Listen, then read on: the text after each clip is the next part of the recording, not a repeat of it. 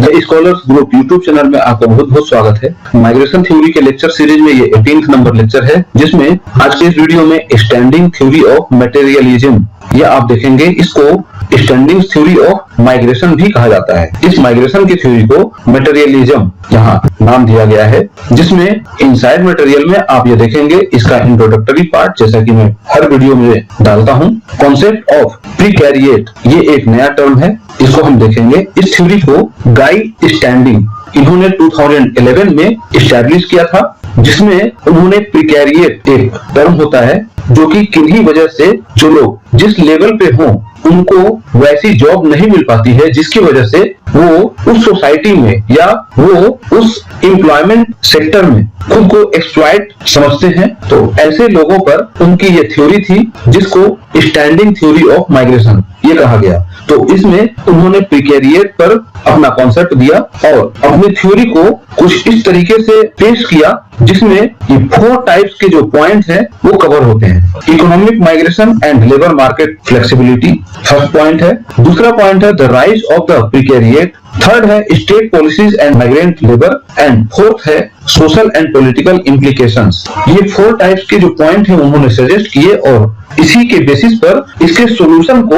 उन्होंने प्रपोज किया, जो स्टैंडिंग थ्योरी ऑफ मटेरियलिज्म या स्टैंडिंग थ्योरी ऑफ माइग्रेशन ये कहलाता है। Now introduction. The theory was developed by गाई स्टैंडिंग इन 2011। ये गाई स्टैंडिंग है। इन्होंने एक बुक पब्लिश किया था, the precariat the new dangerous classes. ये एक बुक है, यहाँ पर आप इसका कवर पेज देख रहे हैं। इसको इन्होंने 2011 में पब्लिश किया था, जिसमें उन्होंने प्रीकैरिएट को डिफाइन किया, जो कि एक सोशल क्लास होता है जो अनस्टेबल अनएम्प्लॉयमेंट की वजह से वो कैरेक्टराइज किया जाता है, जिसमें आप देख रहे हैं characterize by unstable employment, lack of job security and limited social protections. जैसे कि आज के समय में इंडियन मार्केट में भी कॉन्ट्रेक्चुअल जॉब है, गेस्ट फैकल्टी की जॉब है, फ्रीलांसर्स की जॉब है, जिसमें हाईली क्वालिफाइड लोग तो होते हैं बट इनसिक्योर जॉब में वो इन्वॉल्व होते हैं। तो इस टाइप के जो एम्प्लॉयमेंट है, जो कि अनस्टेबल एम्प्लॉयमेंट है, जिसको lack of job security insecure job भी कह सकते हैं, इस टाइप के जो जॉब है उसमें लोग इन्वॉल्व हैं। ऐसे लोगों को उन्होंने ट्रेस किया और उनको प्रीकैरिएट नाम दिया, और जिसके बेसिस पर इनकी जो थ्योरी है वो स्टैंडिंग थ्योरी ऑफ मटेरियलिज्म ये कहलाई या स्टैंडिंग थ्योरी ऑफ माइग्रेशन ये कहलाई। तो इंट्रोडक्टरी पार्ट में आपने इतना समझ लिया कि ये जो थ्योरी है ये किस बेसिस पर है। नाउ जो प्रीकैरिएट है इसका मीनिंग तो आपने पहले ही समझ लिया कि ऐसे लोग जो कि इनसिक्योर जॉब में है, या ऐसे जॉब जो कि अनस्टेबल है, या उस जॉब में उनकी कोई फ्यूचर नहीं है। पैसे तो आ रहे हैं, बस उस जॉब में कोई फ्यूचर नहीं है। तो इस टाइप के जो लोग हैं वो प्रीकैरिएट कहलाते हैं, जिनका सोशल प्रोटेक्शन भी लिमिटेड होता है। तो इस स्लाइड में हम ये देखेंगे the concept of the precariat. The precariat is a social class of a people experiencing insecure, unstable and low paid employment, often without benefits और लॉन्ग टर्म प्रॉस्पेक्ट्स। जैसे कि हेल्थ सेक्टर में ही आप अगर देखेंगे तो जो सब हेल्थ सेंटर या पीएचसी, सीएचसी, कोई सा भी हेल्थ फैसिलिटीज हैं, तो वहां पर 2 तरह के स्टाफ होते हैं। एक परमानेंट स्टाफ होते हैं और दूसरे कॉन्ट्रेक्चुअल स्टाफ होते हैं। तो परमानेंट अगर जो कोई बंदा है तो उसकी सैलरी एक अच्छी खासी सैलरी होती है, उनकी एक स्टेबल जॉब होती है और वो रेगुलर जॉब कर रहे होते हैं। लेकिन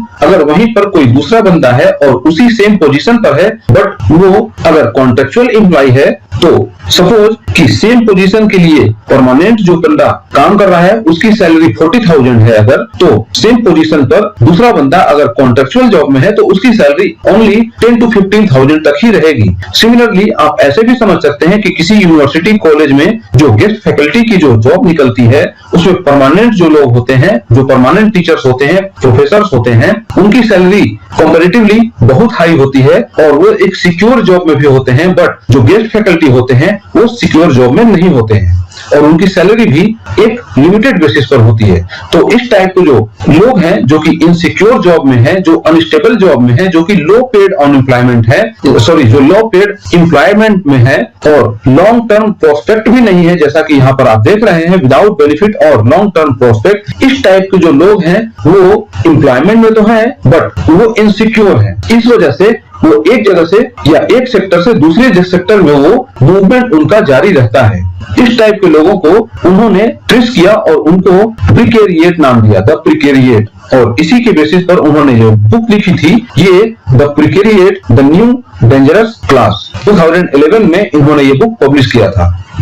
They typically lack from the precariat, job security उनके पास नहीं होती है, इनकम सिक्योरिटी भी नहीं होती है, lack of income security, lack of representation and voice, वो अपनी वॉइस भी नहीं उठा सकते हैं, सोशल मोबिलिटी भी उनका नहीं है, ऑक्यूपेशनल आइडेंटिटी भी उनकी नहीं होती है।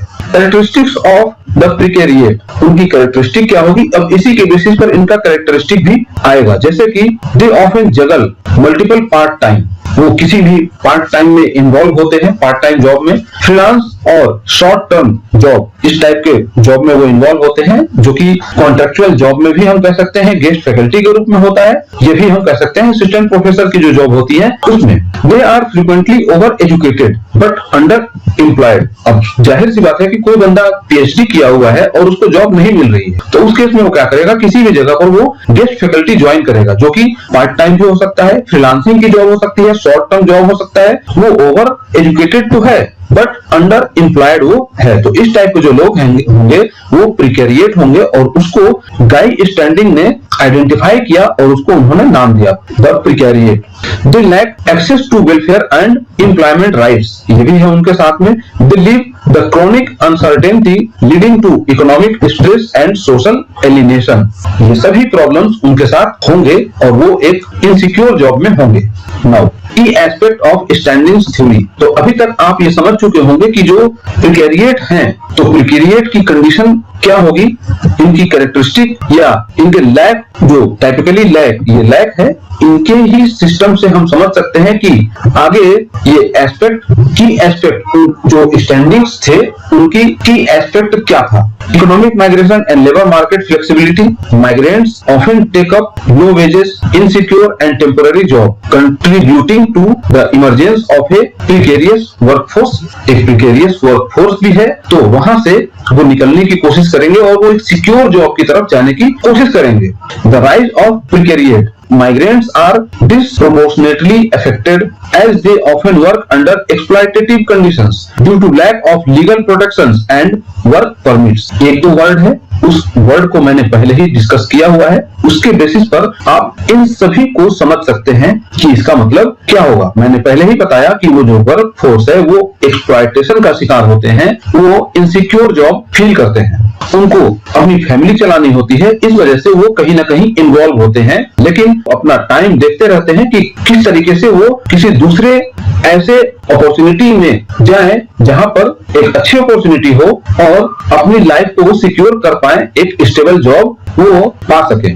State policies and migrant labor, governments often design restrictive labor policies that encourage short-term labor migration while denying migrants permanent residency और लेबर राइट्स। मतलब यही हुआ, अभी मैंने इसके पहले बताया कि जो सपोज की गेस्ट फैकल्टी में भी कोई बंदा है तो उसको वो सारी फैसिलिटी नहीं मिलेंगी। गवर्नमेंट जो है इस तरीके की पॉलिसी बना करके रखती है कि रिस्ट्रिक्टिव लेबर पॉलिसी ये बनाकर रखेगी, अगर वहां पर कोई बंदा परमानेंट जॉब में है तो उसको मैक्सिमम वो सारी सुविधाएं मिलेंगी जो कि मिलनी चाहिए, बट उसका हकदार क्योंकि सेम सेक्टर में जो गेस्ट फैकल्टी है या कॉन्ट्रैक्ट पर जो काम कर रहा है वो भी सेम उसी सेक्टर में काम कर रहा है, उतनी उसको फैसिलिटी मिलनी चाहिए, बट वो इनसिक्योर का शिकार है, उसको वो सारी सुविधाएं नहीं मिलती है। Social and political implication, migrants in precarious job struggle with uncertainty, economic vulnerability and social alienation affecting their well-being। Simple का मतलब है कि ये जो ऊपर में जो भी चीजें आप देख रहे हैं वो सभी इनसिक्योरिटी की तरफ जाएगी, जॉब अनस्टेबिलिटी की तरफ जाएगी, टेम्पररी जॉब उनको होगा, लीगल प्रोटेक्शन भी नहीं मिलेगा, एक्सप्लॉयटेटिव कंडीशन में वो हमेशा रहेंगे, शॉर्ट टर्म की उनकी नौकरी होगी जिसके वजह से वो खुद को इनसिक्योर भी फील करेंगे। That's why they are प्रिकैरिएट।